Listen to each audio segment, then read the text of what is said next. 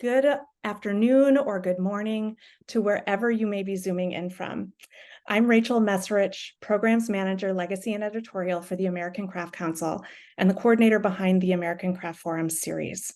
I'm so pleased to welcome you all to this American Craft Forums program in association with our quarterly magazine, American Craft.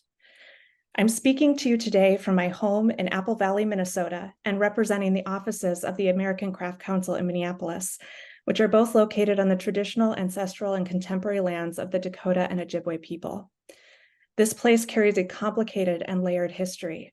In the thousands of years the Dakota and Ojibwe people have been in relationship and kinship with the land here, and in the several hundred years since European settlers colonized the land that the state of Minnesota now occupies, the United States land seizure was a project of destruction that denied the Dakota and Ojibwe free and unhindered access to land that fundamentally shapes their identity and lives. We pay tribute to the Dakota and Ojibwe and invite you to consider the land on which you live and the confluence of legacies that bring you to stand where you are, particularly through critical reflection and conversation with your own community. Fostering conversation and community are at the heart of ACC's mission, and American Craft serves as one of the most vital contributions in service to this mission, and hopefully to the field of craft and American culture.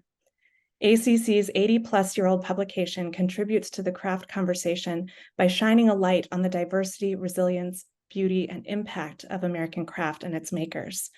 In 2023, we have looked at craft through the lens of 4 themes: inhabit, vessel, wild, and now collect. The editorial team is just wrapping up the winter issue, Light, which will be hitting mailboxes in mid-November and will send us into 2024. Plans are well underway for the spring 2024 issue on ritual. We encourage pitches and submissions from our community and have more information on the rest of the 2024 themes on our website. Please check under Writer's Guidelines and Submissions for more information. Before I dive into the program and my introduction, I also just wanted to thank the ACC staff, particularly our executive director, Andrea Specht, our uber-talented editorial team, our amazing marketing team, and our director of finance and administration, Tracy Lamperty, who is taking the behind-the-scenes tech helm for today's program.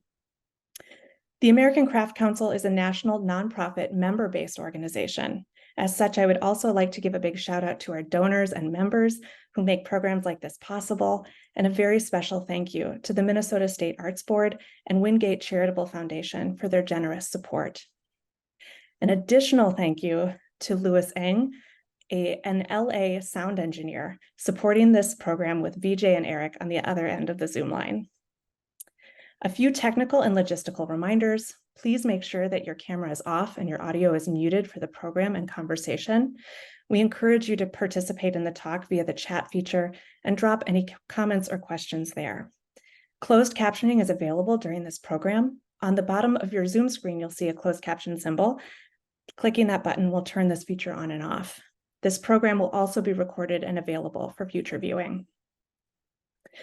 In the fall issue, we explored the theme collect, a word that not only speaks to the objects we surround ourselves with, but also to the state of mind that we need to be in to do our best work and to keep seeking inspiration. What started as an idea for a story about a renowned musician who collects various versions of the instrument he plays became a powerful story about how craft lives and breathes through different hands and spaces, and how it can connect and create a relationship between two people. Because at its heart, craft is not a static endeavor.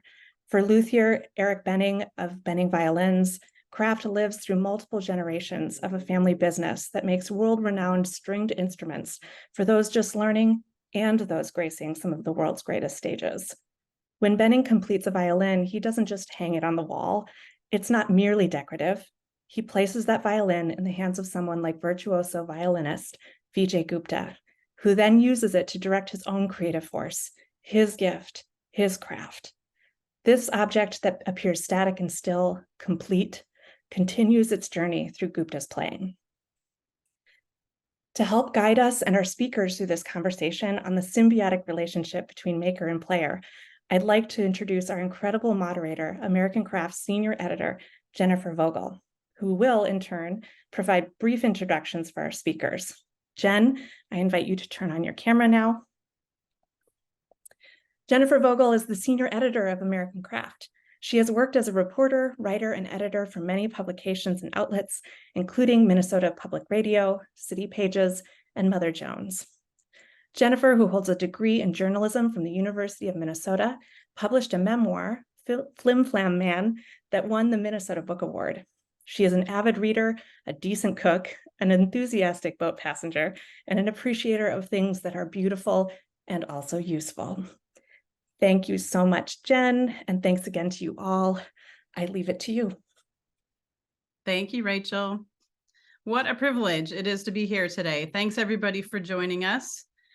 We are fortunate to have in our midst two amazing people who are each at the top of their fields and who work together to make gorgeous music enjoyed by fans from all walks of life. Eric Benning is a third-generation luthier or violin maker based in Studio City, a neighborhood of Los Angeles. With his parents as mentors, he began making his first violin at age 9 and completed it when he was 11. So far, he's crafted more than 120 violins, violas, and cellos, and now he's passing along his considerable skills to his children. Vijay Gupta, a virtuoso violinist who grew up in the Hudson Valley, New York, was enrolled at Juilliard at age 7 and first performed solo at age 11. 5 years ago, Gupta left the Los Angeles Philharmonic to focus on using music to help people, including through his organization, Street Symphony, which provides musical experiences to the homeless and incarcerated. Gupta has played many instruments during his career, but he discovered and fell in love with Eric Benning's violins. You'll hear him play one today in a minute. These two have formed an interesting partnership, and I'd even say friendship. It's a fascinating alliance that exists between the person who creates an instrument and the person who plays it. They need each other in complex ways, and they bring out the best in each other's work. I invite Vijay and Eric to turn on their cameras, though it looks like the Vijay's is already on.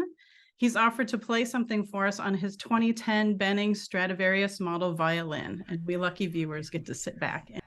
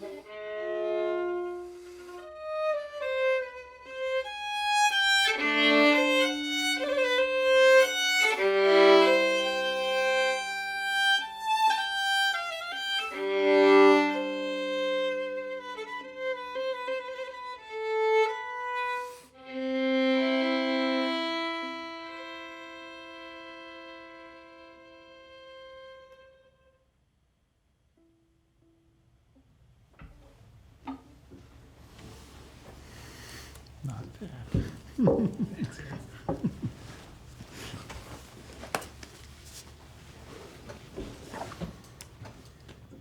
that was lovely. You couldn't hear me, but I was I was applauding. Um, so so that you're thinking of that as your introduction, basically, Vijay, right? Eric, do you want to say anything by way of introduction? Tell us where we are, where you're coming from, and the family shop. How long have you had it? Well, I'm still blown away. That sounded great. Yeah, it was fantastic. I was in the room, so it was really nice.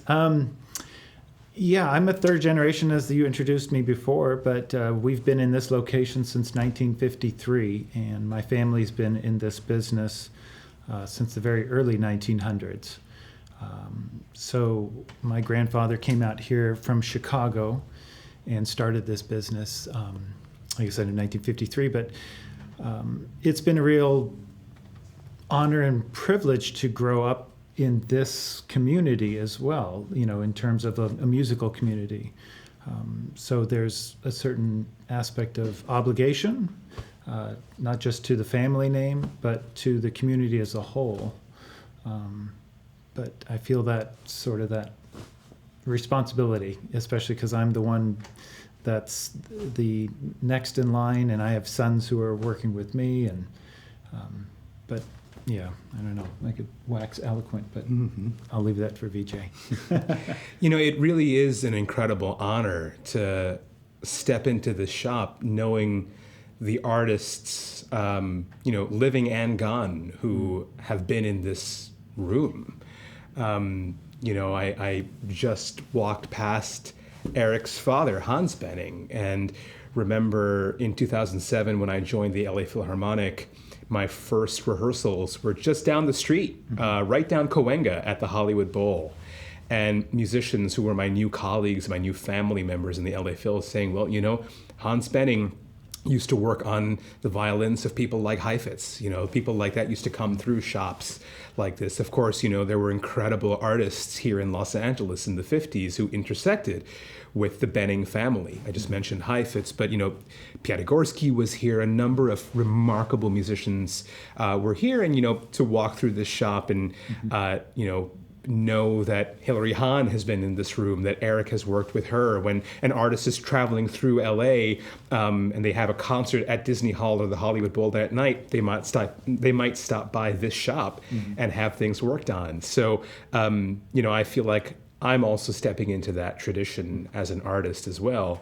And there's a lot more to say there, but I'll pause for a moment and allow a question and conversation to unfold. Well, I guess we could start with how you two met. And I know a little bit about that from Vijay's point of view from the story that we ran. And I don't know who wants to start out talking about that. Should I say Eric? Tell me about the first time that Vijay walked into your shop and what he was looking for, and how was that for you? Well, I may not have recalled the exact first time, but I just remember at some point you bringing in the Montagnana violin that belonged to the LA Philharmonic. And you were struggling with certain aspects of the sound. It was a little bit of a temperamental instrument. And I think the first things I was relaying to you was, well, now that you've been given this Montagnana to play, you need to make it yours. It had been set up for somebody else. And now we need to take that body and set it up for you and what your voice is, what your expectation. And also with older instruments, there has to be as a luthier, I can set it up as best as I can for the player. But the player also has to learn how this old instrument wants to be played. It's sort of like, an old dog. You have to start to figure out its tricks. You can't maybe teach an old dog. We can get to new dogs and how easy they are to train per se. But I just remember thinking, okay, we've got to work with this instrument together till we find your voice within it. And there's certain instruments, especially when you're loaned an instrument, we see this all the time where people are loaned great named instruments, but they don't feel a connection with that instrument. It's like, oh, here's a Strad, why don't you play on this? And they play it and they're like, it's not what they expected to come out of their hands. They don't feel a relationship to the output. And I mean, just as an aside, I'm working with Bob Demain right now with the Strad cello. And he's struggled with that Strad cello for so long, and finally he left it. I was able to do a whole new setup on it, and he just texted me the other night. He's like, this is the first time I actually feel like I connect to this instrument. Wow. And there's more to go, but instead of that instrument just sitting in a locker, it's going to be played again. And that's sort of the joy for me, to see whatever happens, whether it's one of my instruments or, you know, the 1684 Strad being used, to try and, as best as I can, create the vehicle so that you can do what you do. You know, and I have to look at who the player is and go, okay, what is he or she capable of? What are they capable of, and how can the instrument help them get to that end product? You know, the way that I think about all music making is that this is the sound of a relationship. You know, whether I'm playing the music of a composer like, you know, a giant like Bach, or a living giant, say the music of, you know, Esa-Pekka Salonen or Rina Esmail, part of my job is to inhabit the expression of a piece of music. And I, as a player, kind of want to make my craft, the technique of my work, transparent or maybe translucent to the expression of the composer. And that is to inhabit this piece and say, well, what is it the composer was trying to say, and what is it that I'm trying to say? And there's another entry point here of the instrument itself, you know, which also needs to become its own kind of membrane, where the instrument can't be getting in the way of that expression. So as an artist, I'm always in service to something bigger than myself. I keep thinking, like, practicing feels like praying. You know, it feels like praying because I know I'm never going to be as good as Bach was. I'm never going to get quite there. And, you know, whether I'm playing on Eric's gorgeous instrument or playing on, at that time, a 1731 priceless Montagnana violin, I'm always trying to find the way to make my technique suit the musical intention that I'm trying to pursue. And one of the quotes I remember a teacher telling me very early on is that the violin never belongs to the player. You know, just like we are guests here on earth and we've got to leave this world better than we found it, I feel that's my responsibility towards the instrument. Like, she's going to have a much longer life than I will. And my job is to inhabit my time with this instrument and find a relationship with that. And I think one of the things that we forget about when we talk about great composers or great artists or great violins is that it always emerged from a relationship. You know, and I remember learning from you so much, Eric, of like, yeah, Strads were not great just because they were great instruments made one time and then Strad said, well, I'm done. I've now made this instrument. Right. They were great because they were set up and they were molded in the first several years or decades of their existence by Stradivarius and the people who then occupied his bench after him and the artists playing those violins. Yeah. It was a reciprocal relationship that then crafted that instrument and made it something that still is living and breathing and changing today. It's alive. It's still alive. Yeah. It still changes. It's amazing how much adaptation has happened. It looks the same. Like this is the Baroque style. So this is what a Strad would have looked like with that short fingerboard and some short neck. But we have longer fingerboard, longer necks, different bass bars, different posts. So while it looks similar on the outside, a lot of innovation has occurred, and a lot of innovation with string technology, just all sorts of exciting things for us. While it doesn't visually look like things have changed, it really has. Mm-hmm. I mean, mainly because like spaces have changed too. So yeah. Pardon me. So let's make this concrete for people. So the violin you just played, Vijay, can you tell us about, Eric talked about how part of the relationship between maker and musician is helping musician find their voice, or hopefully there's like a kismet there. And so tell me what it's like for you to play that particular instrument and how it feels to have found your voice, if that's how you feel. And Eric, then I'm going to ask you to maybe talk about how you made that violin, and then we can talk about how you adjusted it to make it just right for Vijay. So maybe we can start with you, Vijay. Well, it's a bit of a funny story here that I promise feeds into this, but I was playing on the Montagnana violin from the LA Phil, and I was invited to give a talk in St. Albert, Alberta in February, and it was going to be like -35, which, although I grew up in New York, having moved to LA, I was not looking forward to that. But I was also concerned about the orchestra's Montagnana, and I didn't want to be in a hostile climate. So I said, hey, Eric, is there something that you're making? And it wasn't this violin at the time. Eric had just completed a Bergonzi model violin, and I took it to Canada with me, and I didn't want to stop playing it. There was something about that instrument, there was something about the sound and the contact I had with that violin that just blew me away. And that was actually the first instrument of Eric's that I ended up purchasing.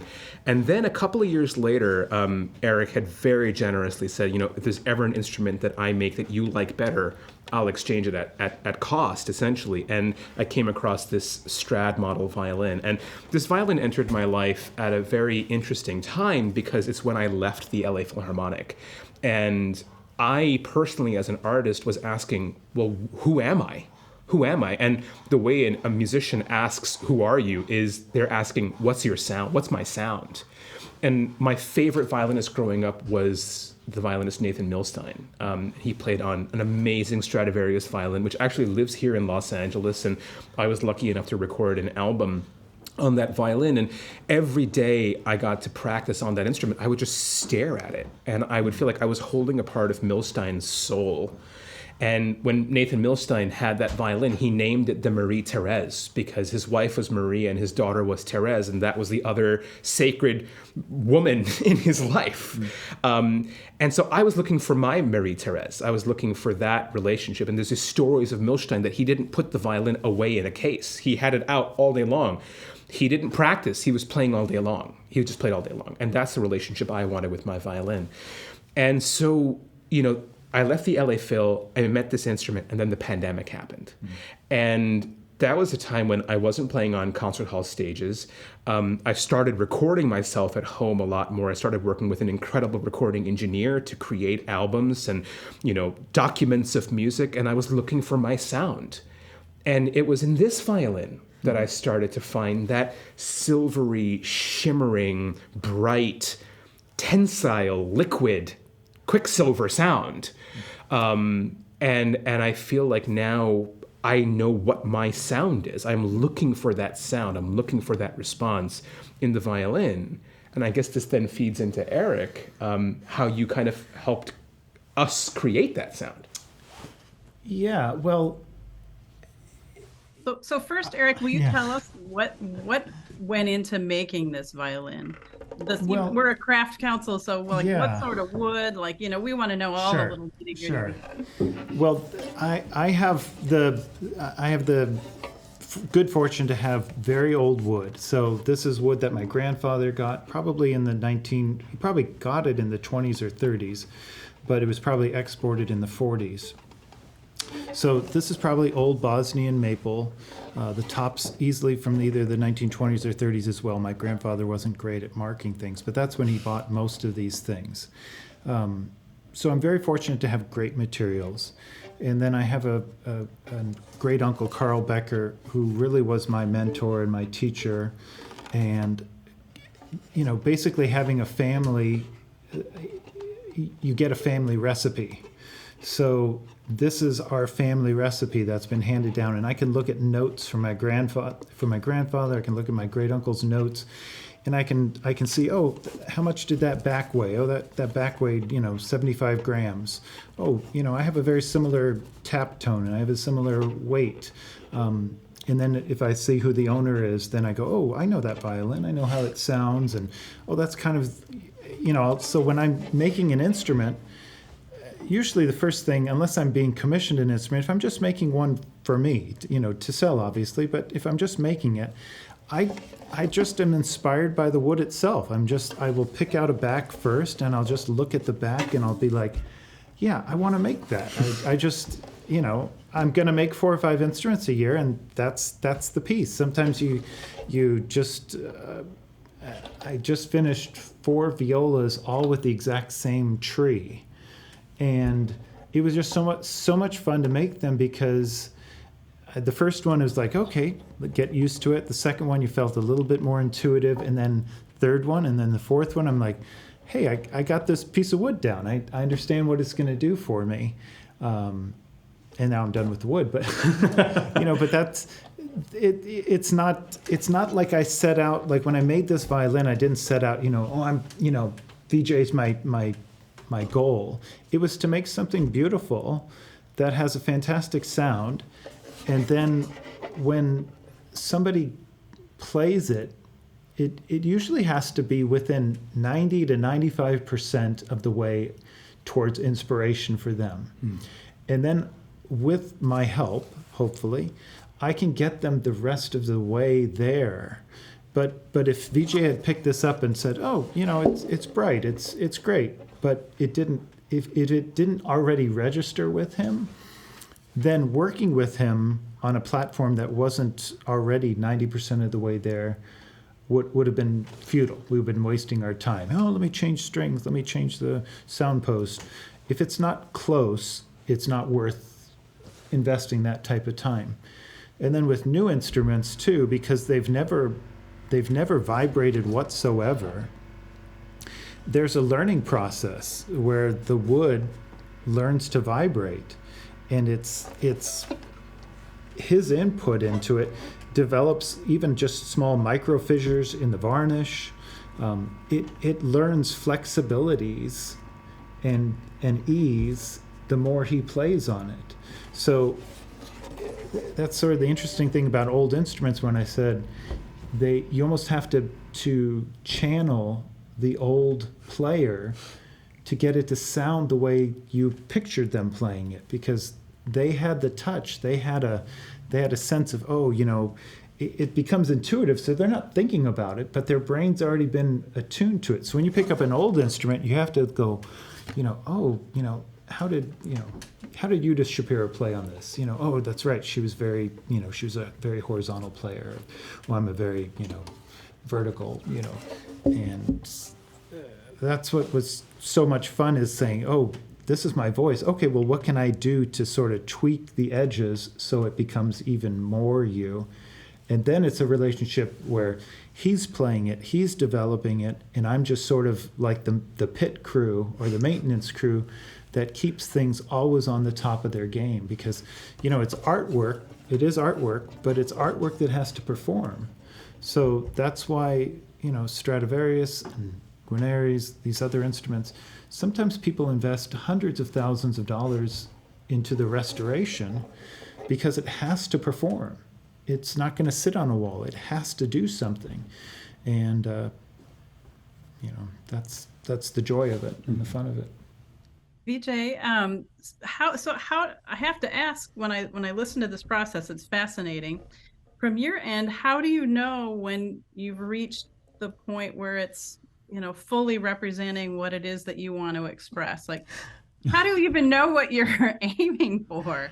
I'll let you know when I get there. Never. Never. Yeah, I mean, that's the joy and challenge of the process of being an artist. I'm incredibly lucky. I mentioned my recording engineer, who's actually on the other side of this camera right now, who I'm very lucky to work with. And I feel like, Lewis, who's based here in Los Angeles and recorded so many incredible artists, he's kind of my mirror, the other end of this terminus. One side is Eric and one side is Lewis, because I want to hear, I kind of live by this aphorism, like, I know who I am when I see what I do, or I know who I am when I hear what I do. And there's so much of this, what's objective and what's subjective, and it's changing all the time. I'm very lucky to be the artist in residence with an organization called Music Worcester. And I got to play in this amazing, one of the most incredible acoustics in America called Mechanics Hall. And for anyone who's interested in recording engineering, there's actually a patch on recording software that replicates the acoustics of Mechanics Hall. And Lewis and I got to go and record Eric's violin on stage at Mechanics Hall. And it was, again, another relationship being met by another partner, because playing in Mechanics Hall, I felt like I could do no wrong. And it was almost a spiritual experience. And I have to find ways to articulate what felt right about that, what felt right about those seemingly mystical conditions. The audience was right. My preparation was right. The instrument was right. The hall was right. The mics were right. It was all of that stuff. So there's a bit of mystery that goes into it. And I would say, if I were to start to articulate that, there's a bit of the internal process and the external process, right? The external process being, how is this registering with the audience, right? So I'll always have people out in the hall who I trust, whose ears I trust, i.e. Lewis, to say, this is what's coming across. This is how I'm hearing this. And then there's the internal process, which is how I feel, how I've practiced, how I need the instrument to respond in real time. Because when I'm in the heat of a performance and I don't trust a space, or I don't know the space well, I have to revert to kind of the faith I've built through my practice in the instrument. Will the instrument respond the way that I need it to? And that's not just about the violin, that's also about the bow. And I have, two bows here, which we can talk about. This is a replica of what's called a Baroque bow, the kind of bow that Bach would have been using. And then this is a bit more of a modern bow. This is what I'll play modern repertoire on, or play with my piano trio on. So it's this give and take of this process all the time. But ultimately, I have to remember I'm in service to an audience. I've got to convey, what the expression is. That's my goal. Well, so when you were, so the two of you get together, maybe you can sort of tell me how the process goes. Like, what are you adjusting? And then do you play it for a bit and go, oh, that's not quite right. Maybe we can start with you, Eric. Are you listen to what he's saying, or are you listening to the playing and going, that could be a little bit this way or a little bit that way? And then maybe you can show us what you actually would do to adjust it. Yeah, I usually, we have space in the front for adjustment. So when a customer or somebody who's trying an instrument comes in, I'll usually just ask them, like a doctor would, so what brings you in today? Because I don't want to put my expectations or my stamp on a sound that would be contrary to the musician. So if the musician comes in and says, oh, my instrument, sounds way too bright, and I think it sounds too dark, I wouldn't want to steer them my direction. They're the ones making the music. So I usually say, okay, what brings you in today? And, it feels like maybe it sounds a little covered sounding, or it's not as quickly as responding as we have a vernacular that we speak. We have a language that we speak when it comes to adjustment, where they describe what they're lacking in the instrument. It'd be like me with a dull knife, what brings you in today? Well, my knife is dull, oh, is it dull the whole way? Whatever it is. But there's a sound post inside the instrument just underneath this bridge foot. And that post is not glued in, it's just held in with tension. And that sound post, the French call it the soul of the instrument. It's what allows luthiers an ability to change the dynamics of how this machine vibrates. So just as, you'll notice, Vijay will, when he plays, he will vary his bow position on the strings. So when he brings the bow closer to the bridge, it focuses up the sound. There's more intensity. There's more, gravity to the sound. As he gets a little bit over the fingerboard, it opens up the sound, a little bit more freedom, but a little less concentration. Well, we have that same ability with the sound post on the other side. So if he gave me a comment like, oh, I want more intensity, I want more, when I want to, I've got a big concert I'm playing, I want as much intensity as possible. Well, then I will set that sound post up to give the most reaction of the violin. So I don't know if there's any great space to do this, but Rene Morel, who is a great adjusting expert in New York, used to say, all you have to do is think about a diving board, if you think about, this isn't a great surface, probably won't come through, but I don't know, can you guys see that? Okay, so if I want more intensity, I would stiffen that up. And you can see what happens, things become stiffer, and I like to think of it a little bit like a trampoline. If you want to jump high, you have to have tight springs. Now that assumes that the person jumping is heavy enough and can put enough energy into those springs to make you jump high. If you're a very light, gentle player, then you actually need looser springs so that you take advantage of this trampoline effect, because this is what's happening with the violin plates. They're going up and down.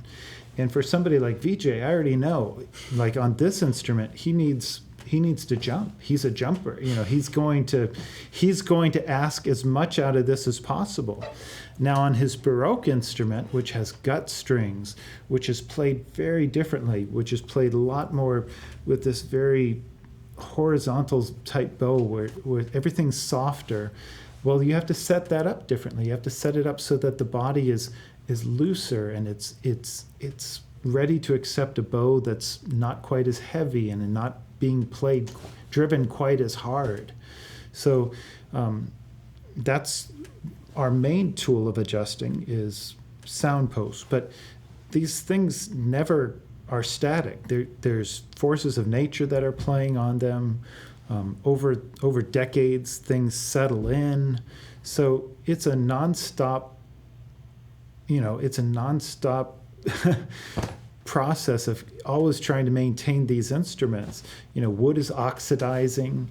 Varnishes are in the process of both being deteriorated in some spots, as you could see here, and in other spots where it's thick, it's getting harder. The oils are actually getting harder. So what the varnish is doing, how it's building up, some areas will have to be built up over the years where we'll restore varnish. They're never stagnant, so they're always changing and evolving, and that's what's exciting about it. Strings technology, like he could take this exact same violin and we could put a set of these Baroque strings and you wouldn't recognize the violin. You wouldn't recognize the sound of it. And if I left the sound post and the tailpiece all the way they were, he would hate the way it plays. I guarantee you. So it's for me, I think of myself almost more like a pit crew. Like I said, I have to get this guy to run the Indy 500, and what is it going to take to do that? Right. It's physics. So, what he does, I think to me is magic or alchemy. But what I do is physics. Like I look at this and I just go, okay, well, physically what is happening and how can I get that response and things. Making music, that's magic. Well, and then I'll briefly weigh in just to say, it's also, it's physics and it's patience, because I am very impatient. I want the response immediately. If I get frustrated very quickly if a thing is not going, and maybe it's just my temperament, but it's also that there's so much to do and so much to learn and so much where we just need to be able to execute immediately what's going on and respond very quickly to the conditions in the room and the conditions musically. So if I see, triple pianissimo sul tasto right after a triple fortissimo, I have to be able to know exactly what to do physically in my instrument and in my body, in the instrument of my body, to make the instrument actually convey that. And what's interesting especially for a traveling musician, is they've studied and they say that an instrument can pick up 3% of its weight in water in humid environments.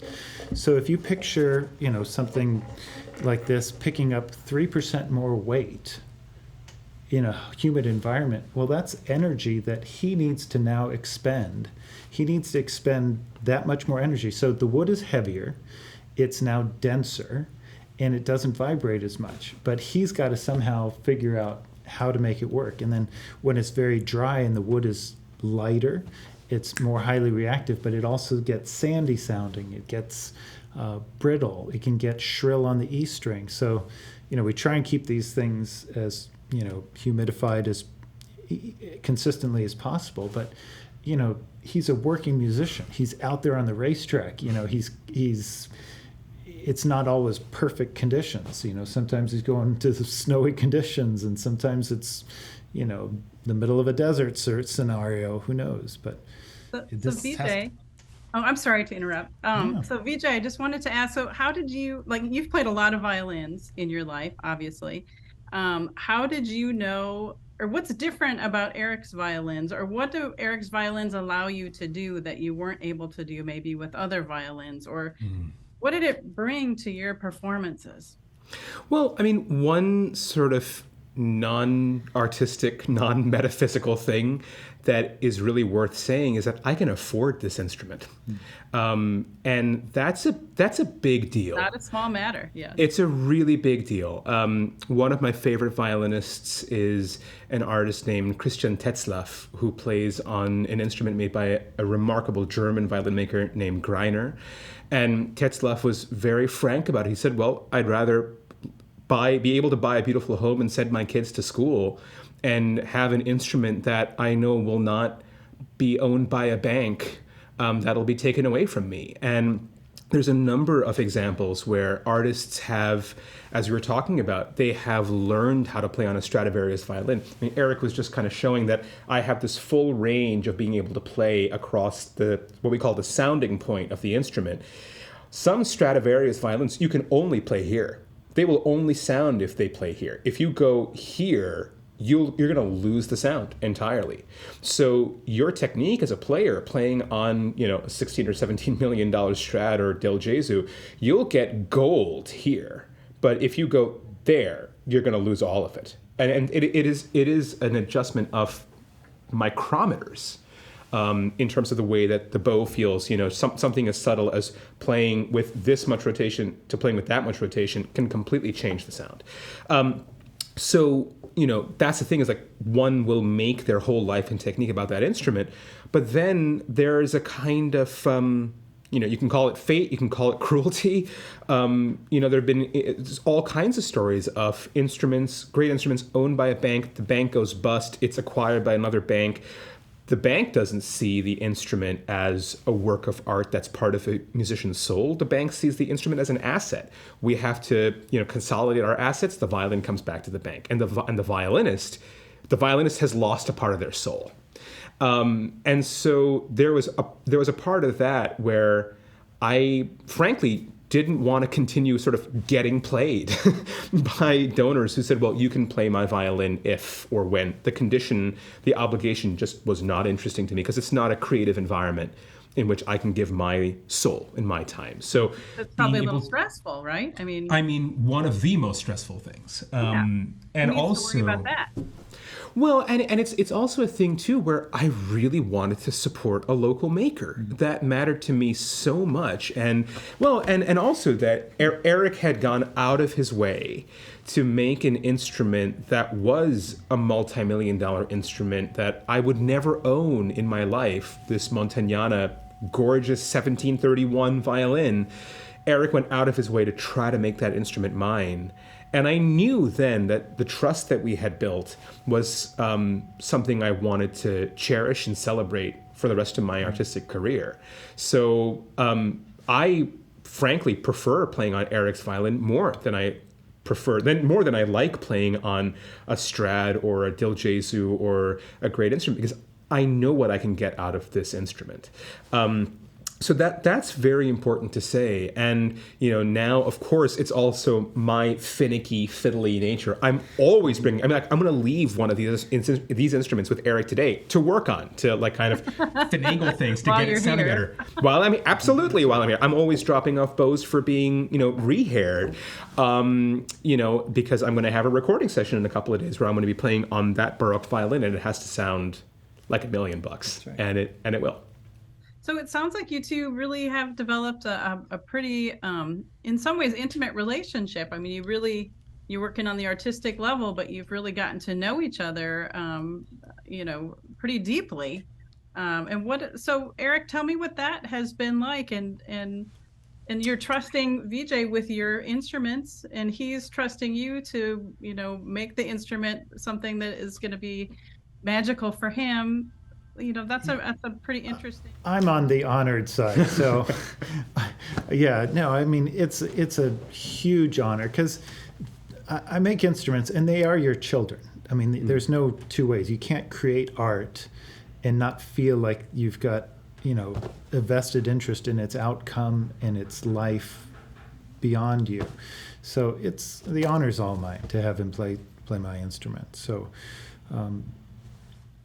Yeah, but I'll sort of add though that I came to LA when I was very young. I was a teenager when I moved to Los Angeles, and when I joined the LA Philharmonic, I had a number of colleagues who kind of adopted me, and one of those colleagues in particular, a violinist named Mitch Newman, who played in the LA Phil for several years.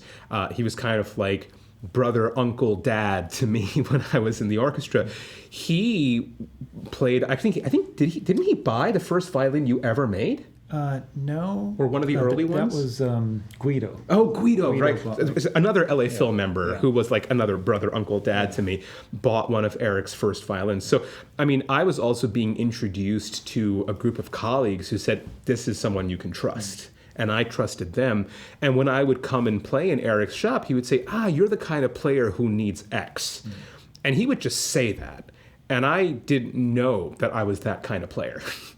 And so the first time I was hearing that, you're a kind of race car driver, the metaphors that Eric is using, I didn't think of myself that way. And so I've been able to develop a sense of regard for myself, a sense of self-regard, by being in this space, by playing on these instruments. And I'll also say that, I've trusted Eric with the acquisition and the sale of bows, because Eric also has, bows, other instruments, violins that he's selling. If I have a student who's looking for an instrument, if I have a colleague who's looking for an instrument, this is the first shop I recommend. And just a couple of weeks ago, I got to record with a string quartet of all LA Phil members, and one other member, the cellist, was playing on one of Eric's instruments. And so sometimes we find ourselves in a string quartet thrown together, and it's like, you're playing a Benning. Oh, you're playing a Benning. Oh, we should make a Benning string quartet. It's that kind of thing where you meet people who love these instruments, and the instruments get along in an ensemble, which is really cool. Yeah, one interesting story about that. My great uncle Carl Becker, on his 100th birthday anniversary, they put together an entire orchestra of his instruments. Wow!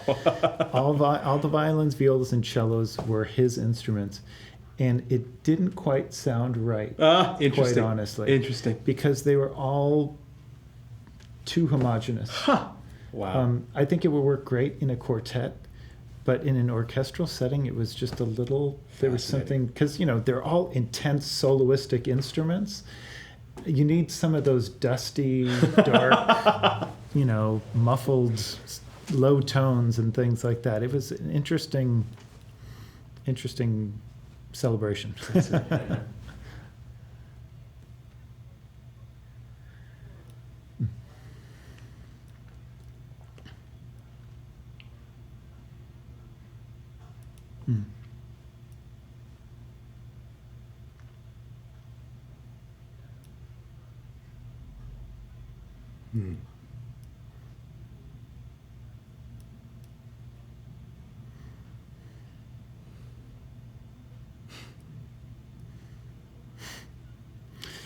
Just a little side thing.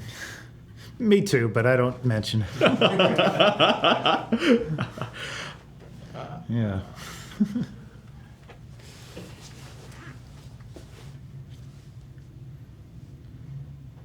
Mhm.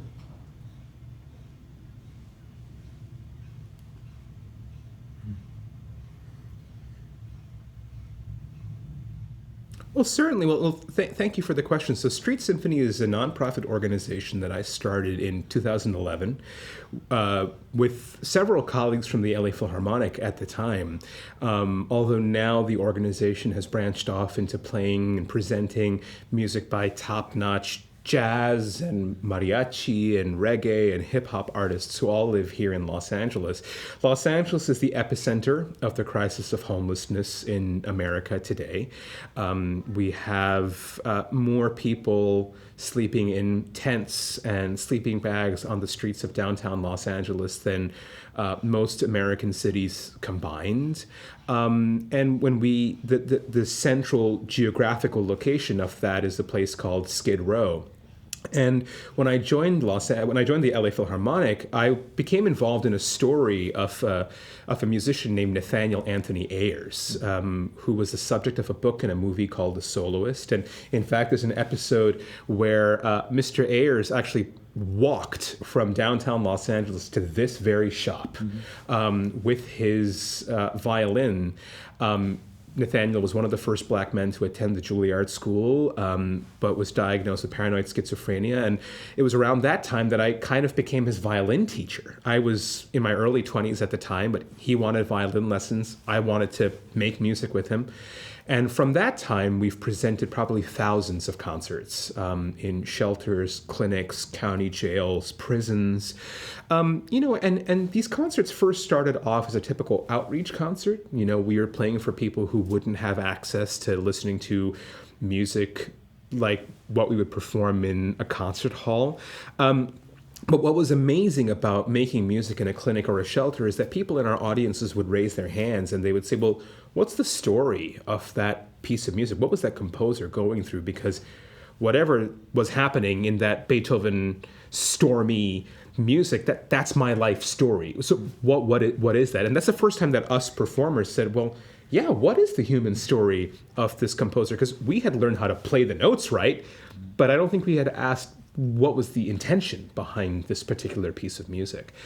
And it was always eye-opening for us because people in Skid Row who were sometimes going through the very worst moments of their lives seemed to have more emotional acuity, more kind of emotional intelligence that was tied into the expression of the music, and it created this dialogue. And now we've created workshops, choirs, ensembles that mix professional and community artists side by side. And every month we have a series of programs where we perform in Skid Row shelters. We perform regularly at the Midnight Mission and the Downtown Women's Center. I bring this very instrument inside those shelters with me.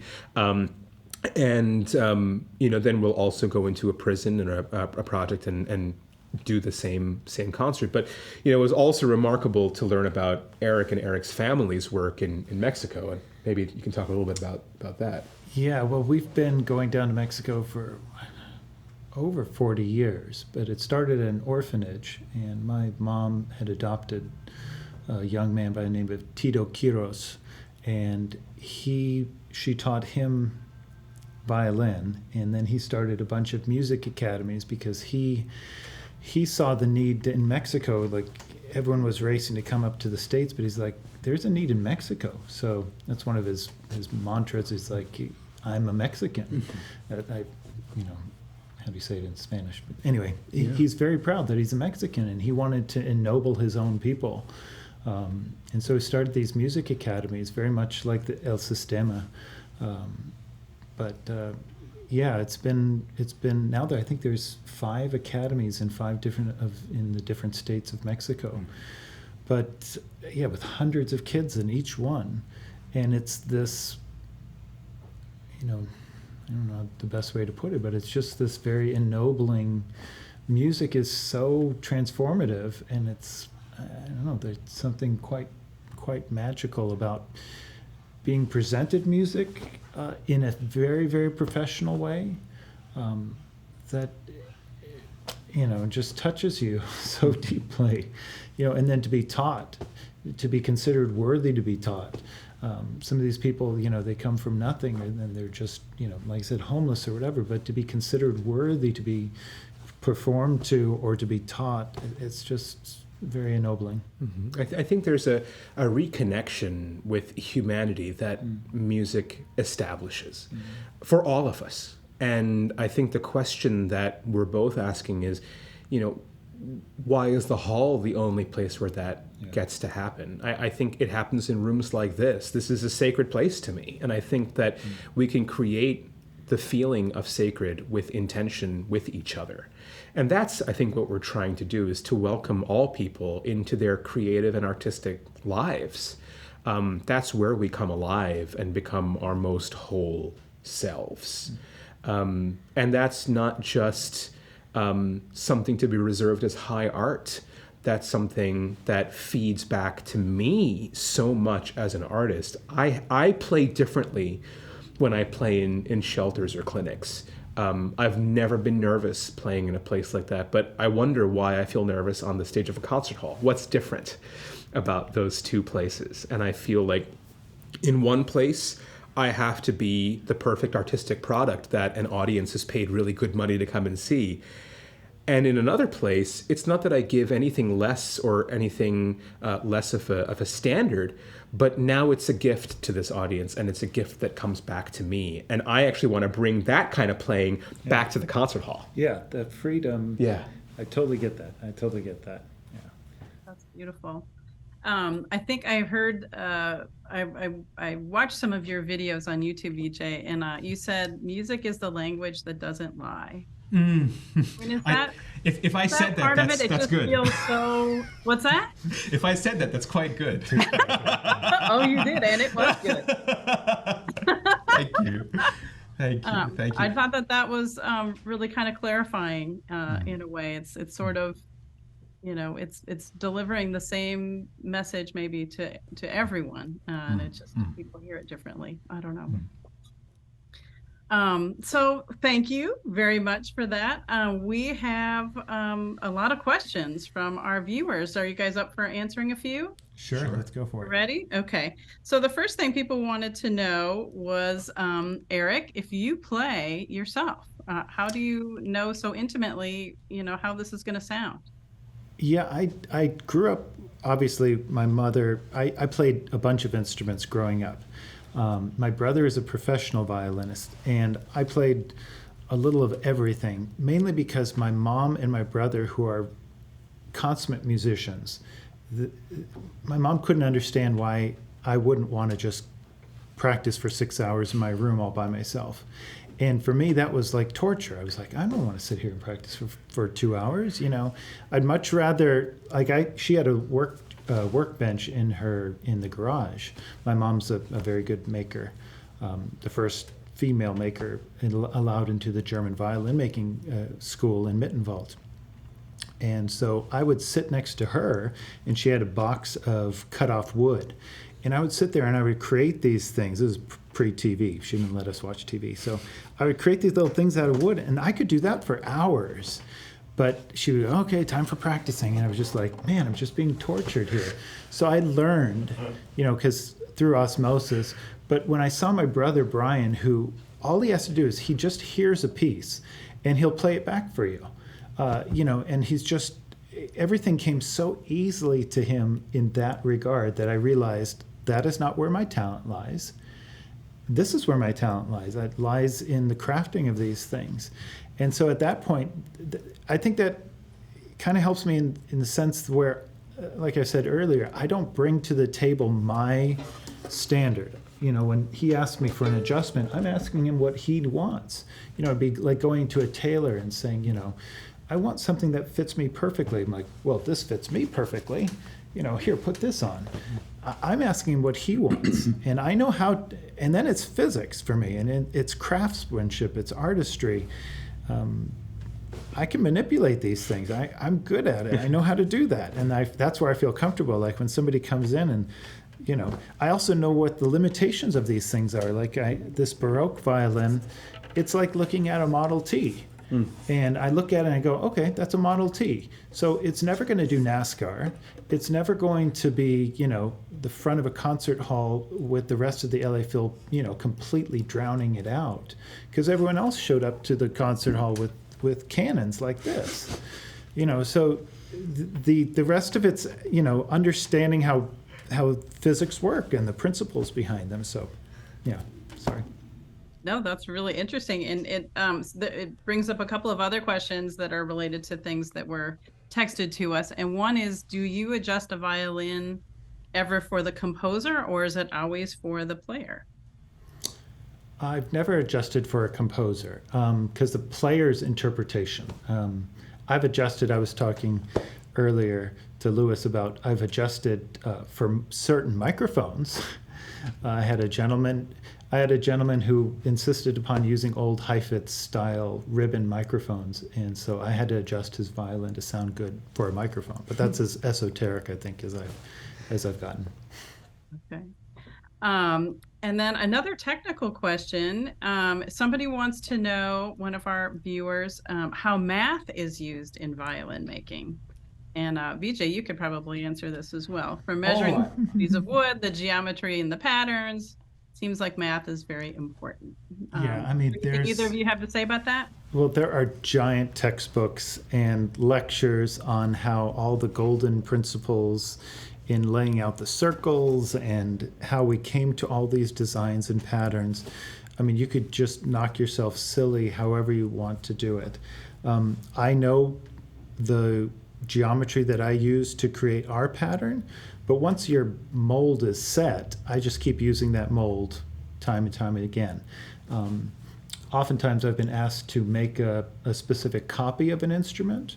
I made a copy of a viola called the Zanetto viola from 1550. And I can tell you that had no golden principles at all in it. It was so quirky and so strange. And the upper part of Italy, they're known for their very rustic shapes. They would create basically ribs on a flat plate, and then just sort of things bent the way they bent. They weren't sitting there, forcing it into a mold.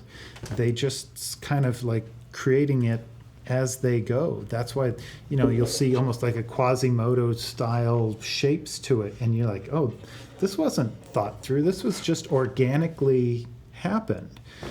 Stradivarius is a lot more constrained. It's a lot more uniform. You could see, you can put patterns on top of each other from the years, and they vary so slightly.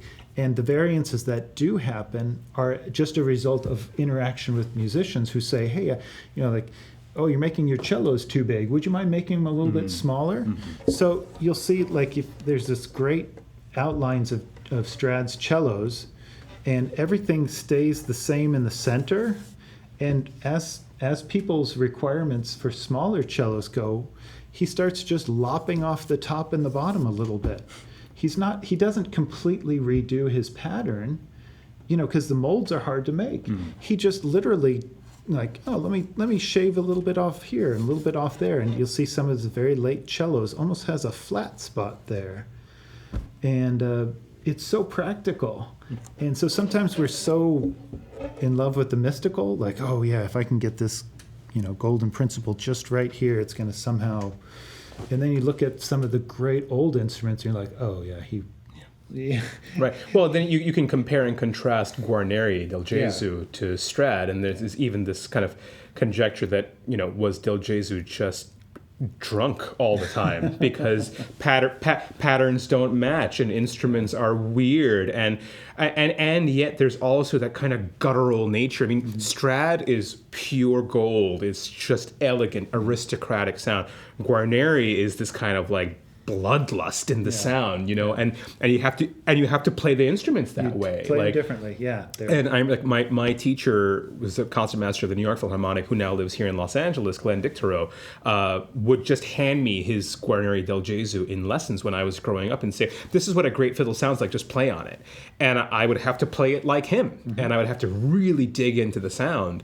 And then I changed the way I played when I started playing on this violin, which is, in reference to a Stradivarius. So my playing changed. I now want to have that super aristocratic sound, and it kind of works its way into my personality in a way. One other math thing I will say, I'm constantly fiddling with strings, and there's different string gauges, and all the time, especially as I'm getting into gut strings, looking at what's the right string thickness or length or gauge, or how do you. I'm also playing at different hertz frequencies. This violin is tuned at A equals 415. This is tuned at a 440, which is almost a half step difference.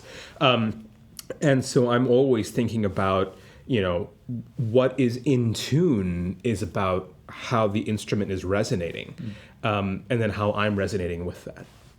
Wow.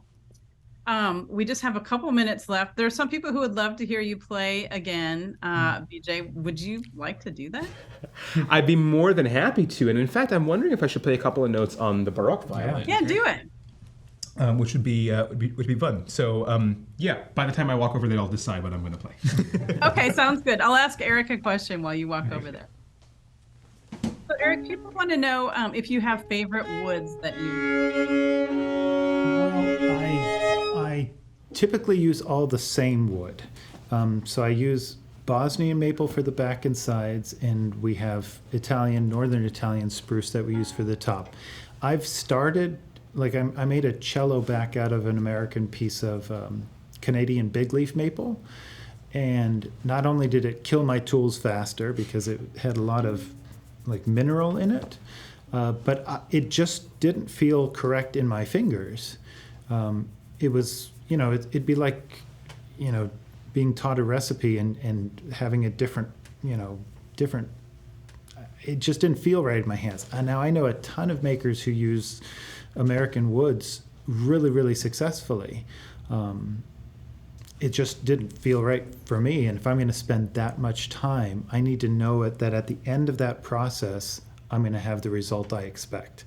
Because I can't spend a couple hundred hours and then go, oops, yeah, that didn't turn out very good. I guess I got to change that. So, I use very, very consistent materials.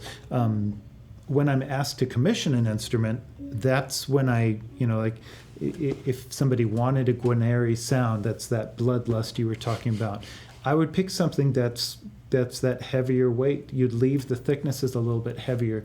It gives you more to drive into. It's sort of that feeling of just really having to work, but then the response is rewarding. If somebody, right now, somebody's commissioned another Strad model and they want a very easy sound, they want it just the bow to just, activate the whole thing immediately. So you have to pick the woods that would do that. And that's definitely not a Guarneri setup. It's going to be a more Strad setup. So anyway. Interesting. Thank you, Eric.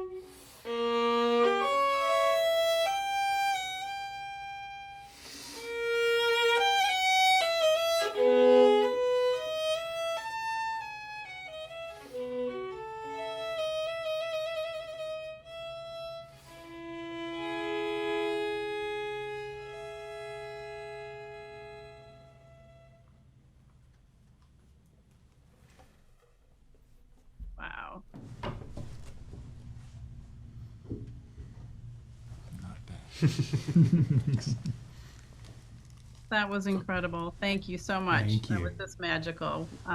We loved it and we so appreciate it. And thanks for being with us today and everything you shared. We really appreciate it. Now we go Thank back you so to much. Rachel, who will close things out. Bye, you guys. Bye. Thank you.